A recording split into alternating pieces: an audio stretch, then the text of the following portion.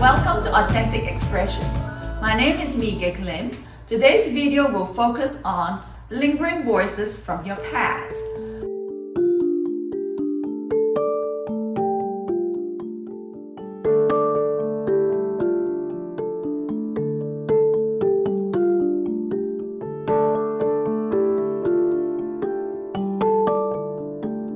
Do you find yourself continually haunted by old dialogue from your history? Do you have difficulty shaking off overpowering voices that immobilizes you? Do you feel disheartened that you cannot move past some of your childhood scripts to liberate yourself? Do you feel defeated because the voice of your mother or father continually creeps up? I'm going to walk through a scenario and review the lingering encroachment of these voices in your life.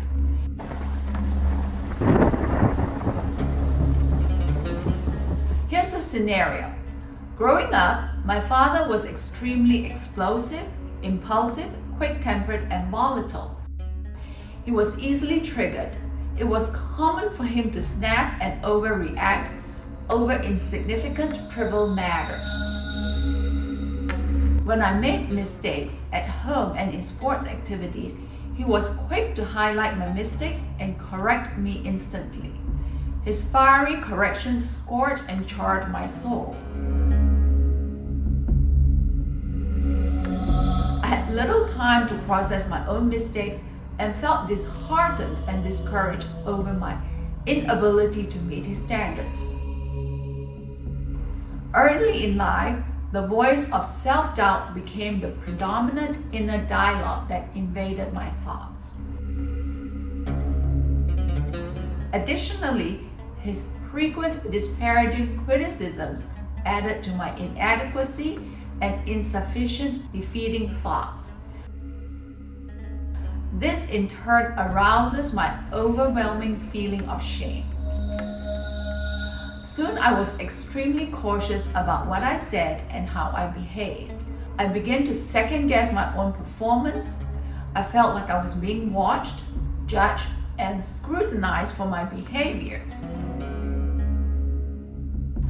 These unceasing corrections from my father, coupled with my own intrusive, critical self-talk, led me to impose subhuman expectations on myself. I was in constant inner conflict and turmoil, which contributed to my state of confusion and self-hatred in my adolescent and adult years. In significant relationships, I lived defensively, expecting my partner to criticize me like the way my father criticized me. Additionally, in social relationships, I imposed incredibly unreal pressure on myself to meet others' expectations.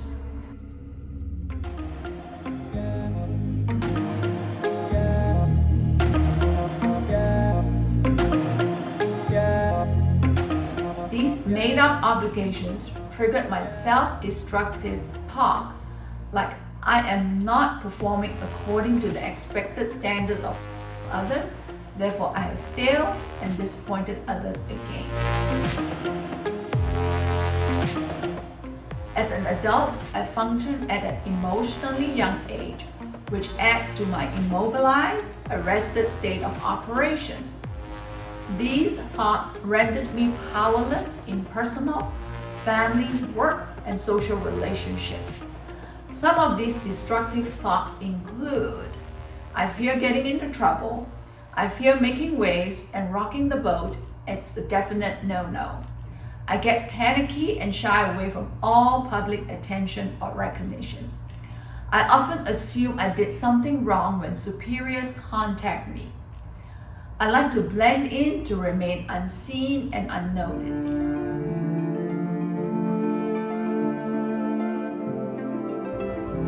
I live under a dense, impenetrable, murky, dark cloud of fear. This contributes to my defensive, distrustful, and overreactive living. In dealing with problems, I often respond with urgency and expend vast amounts of energy over insignificant matters. Additionally, I react strongly rather than take time to understand the issue at hand. Over time, I react to situations because I want to get people off my back so I can feel safe. My interest is to reduce intensity and the focus on me.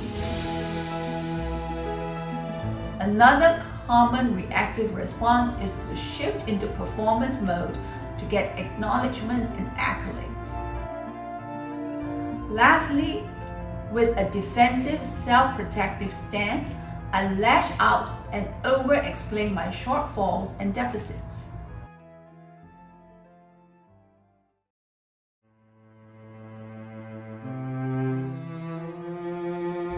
The recurrent self-badgering dialogue triggers me to hand over my power to others freely. Without any discerning ability, I quickly project anticipated needs on others and willingly adapt to their expectations. With this mindset, I allow others' agenda to determine my course of action and behavior. I farm out power to my parents, my spouse, friends, and colleagues. Basically, I morph into what others want me to be. Over decades of self-sacrificing living, resentment piles up. I live reactively. I start to also live carelessly. I live recklessly. I live aimlessly, and I also function on autopilot mode. These lingering, corrosive voices causes me to abandon and neglect my needs. Like my parents, I have let myself down as well. Because I ignore myself for decades, I harbor lingering resentments. It prompts my tendency to lash out when others take care of themselves and their own interest. Might you have grown up with an overpowering, explosive, hot-headed, reactive parent? How have you allowed a tyrannical, overpowering parent or spouse to submerge your existence? As you reflect on the voices in your head, ponder on these questions. How have I allowed my parents' overpowering persona to shrink me? How have I held myself back because I'm afraid of speaking up for myself? How have I depended on others to meet my needs and speak up for me? How have these corrosive voices impacted my childhood and adolescent years? In what ways do I allow fear to immobilize me?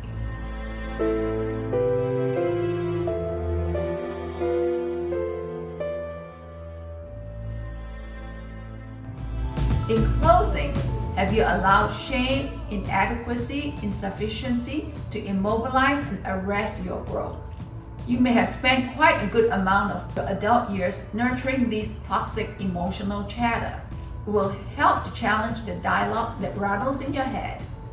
In the next video, I will introduce constructive ways to strengthen new, nurturing voices to liberate you. A closing quote I'd like to share with you is, "Attract what you expect, reflect what you desire, become what you respect, and mirror what you admire." Thank you for watching this channel, and remember to share a key lesson learned in the comment section.